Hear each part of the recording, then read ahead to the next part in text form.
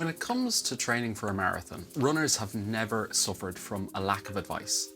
Long before Strava and Garmin began nudging us with performance condition and training effect scores, a few expert coaches controlled the narrative. Daniels, Galloway, Hansen, Higdon, Fitzinger, Waits and Lydiard, to name a few. Their books have sold in the millions, and even today their training plans are widely followed in running circles. But the wealth of information available for the prospective marathoner can be a burden rather than a blessing. Two different programs designed for the same marathon finish time can be widely contradictory, so how do we know who to trust? Take the long run. This is usually portrayed as one of the key aspects of marathon preparation. Depending on the expert you consult, your longest long run should be repeated every second week. That's one of Galloway's programs, or weekly, but it needs to be capped at around 20 kilometers. That's Higdon's advice. Daniel's long run is typically somewhere in the mid-20s, depending on your fitness level and the phase of the plan you are in. But if you follow Lydiard, your long run might actually be the same length every week for months on end. And this is just one training parameter. Average weekly distance, the number of days you train, whether you should incorporate high intensity interval training into your program leading up to the race. Every coach has some kind of philosophy or rationale for the specific volume or parameter they decide, and often they're all different. What these programs do not have is a shared empirical foundation. There's no universal framework or consensus distilled from systematically observed data. The plans emerged from decades of coaching practice, meaning decades of anecdote, cohort effects, survivorship bias, memorable successes, and unmemorable failures. That doesn't make them baseless, but it does make them a kind of craft. They're subjective. To understand how we got here, we need to step back into the logic of training itself, into the old foundations of sports science, the principles that shaped those classic programs in the first place. At the heart of nearly every training philosophy is the idea of overload. To get better at a physical task, the body must be stressed beyond its habitual level. This is an old school sports science idea that was later captured in a model called Sellier's General Adaptation Syndrome. But Sellier's model was originally developed for rats exposed to toxins, heat and radiation, not for human athleticism. Sellier suggested that organisms pass through distinct stages when under stress: an initial shock and performance dip, a counter shock and rebound, and a prolonged phase of resistance, and then eventually a plateau or exhaustion. As a metaphor, general adaptation was and still is useful. It helped generations of coaches convey a simple truth: stress plus recovery equals adaptation. It justified the idea of easy weeks and of cycles within weeks. But as an actual physiological explanation for endurance training, it's incomplete. Modern training science recognizes that human adaptation is nonlinear, that it occurs across multiple timescales, and is context dependent. We see phenomena like functional overreaching, supercompensation, hormone-driven recovery waves, neuromuscular recalibration, and the emergence of durability, or a runner's ability to maintain performance as fatigue accumulates. These processes don't line up neatly into the shock, into resistance, into exhaustion stages. Still, those classical principles gave shape to the programs that dominated the 20th century: progressive overload, variation, recovery, periodization. Most of the expert plans I mentioned earlier follow some version of that rhythm. Load accumulates across weeks, then drops back to allow consolidation, then rises again. Hard days alternate with easy days. Intensity ebbs and flows. So if all of these programs adhere to the same broad principles, why do they diverge so dramatically in the details? And more importantly, how do we know which details actually matter? This brings us to a more fundamental distinction: the difference between expert opinion and systematic evidence. Expert opinion is shaped by memory, by personal experience. It is important, but it is also biased. Research evidence, by contrast, is structured observation, hypotheses, methods, analysis, replication. It is designed to minimize bias, or at least to expose it. For most of the history of endurance sport, we didn't have systematic evidence at scale. There wasn't much research going on, and the research that was going on was under-resourced. It was in very small, very homogeneous samples of participants. It was over short periods. It was observational rather than interventional. It relied on self-reported data. And then training science entered the wearable era. Suddenly, every training run recorded by a GPS-enabled smartphone or watch became part of a vast, opportunistic scientific data set. Over the past decade, platforms like Strava have created a natural laboratory of unprecedented scale. This altered the field in two main ways. First, it made it possible to observe real-world training at a scale no controlled experiment could match. Randomized trials are nearly impossible in marathon training. You can't ethically assign half a group to a clearly inferior plan for 16 weeks and expect them to follow it. You can't blind participants. You can't guarantee protocol adherence. But observational big data lets us see what real runners actually do across months of preparation. Second, it exposed patterns that were invisible to traditional coaching intuition. When you study 100 runners, reality is messy. When you study 120,000 runners, structure begins to emerge. Intensity distributions, long run patterns, volume effects, frequency effects. And as we'll see, those patterns started to converge across independent datasets, which sets up the central question of this video. What do we actually know empirically about how to train for a marathon? To answer that, we're going to examine some of the new evidence that has accumulated in the last decade, looking at the relationship between training behaviors and marathon performance, and it is based on real-world large data sets. This means we're being quite exclusive, quite selective with the research we include. The first study we're going to look at was actually done out of our lab and was the first of its kind in the marathon training space. We pulled together all of the available research in a study known as a meta-regression, 85 separate studies covering nearly 9,000 runners across more than 100 cohorts. When it was published in 2019, this was the first attempt to quantify with any statistical precision the relationship between specific training practices and marathon performance. What our meta-regression revealed was a consistent and strong dose-response relationship between certain training parameters and marathon performance. But what parameters? Well, training volume, in almost any form we measured it, showed a robust negative association with marathon finish time.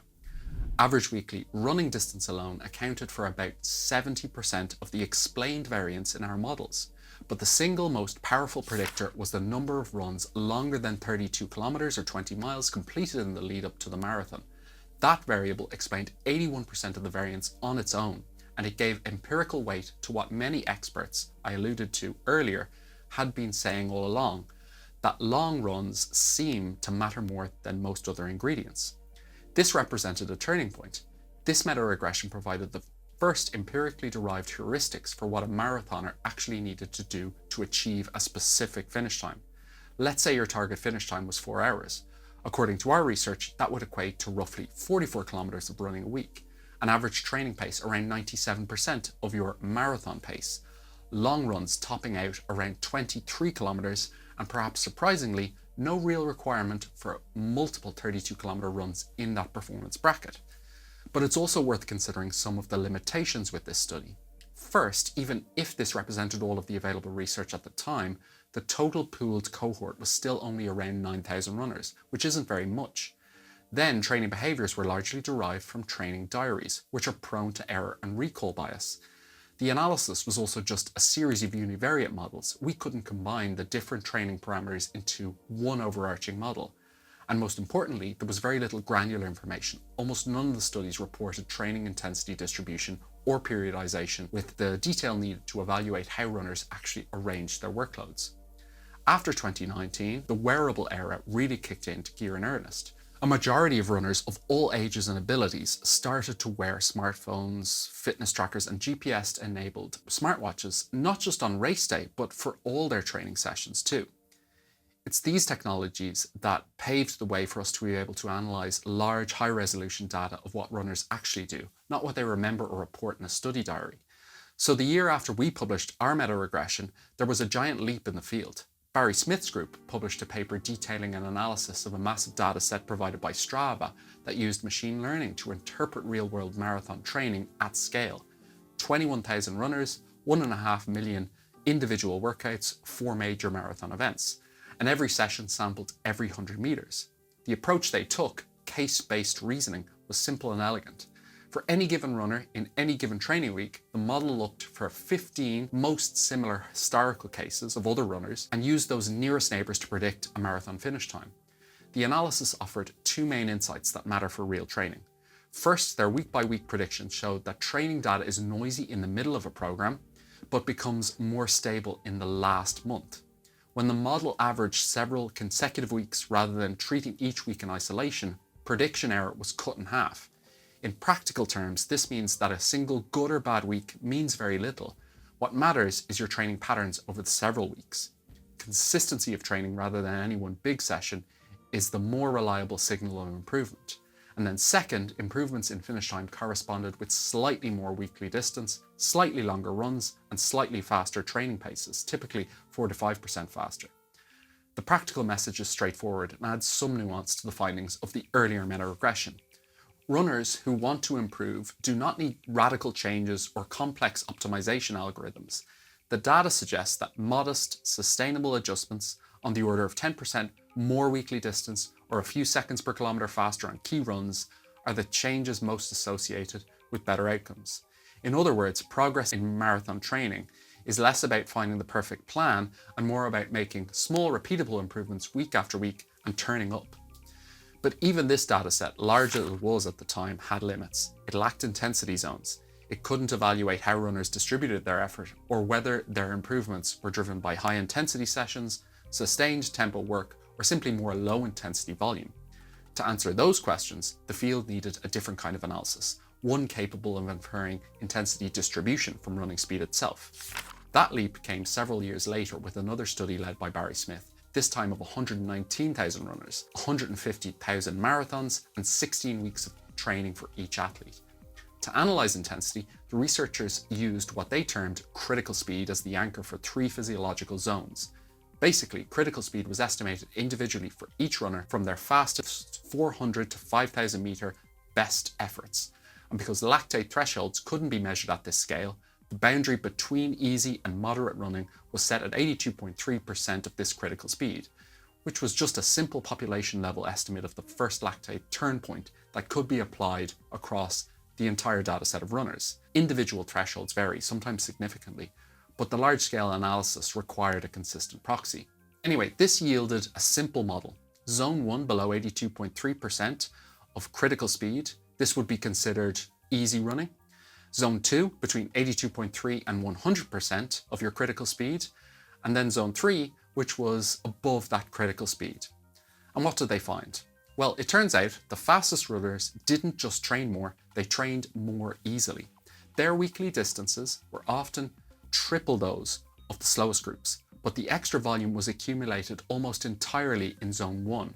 Remember, this was at a pace at or below 82.3% of your 5k pace, for example.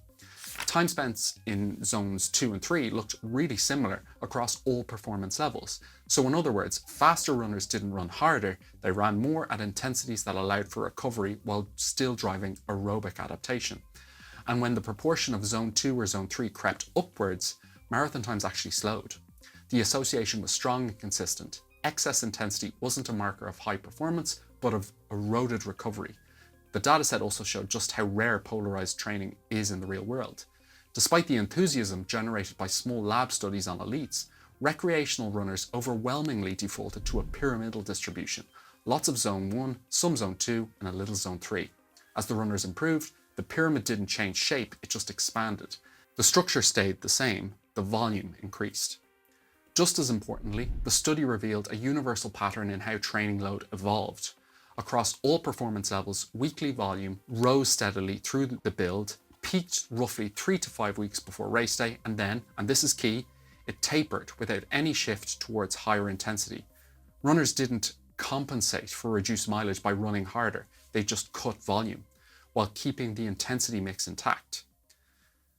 So putting all of this research together, a coherent picture starts to emerge. First, volume is at the center of everything. At a physiological level, Zone 1 work below the first lactate threshold, below 82.3% of critical speed, is the domain where the body can spend the most amount of time without accumulating too much training debt. It is the safest, most repeatable way to impose aerobic stress day after day. Second, the long run earns its cultural status for a reason, but not because of a magic distance. What matters is the function of the long run.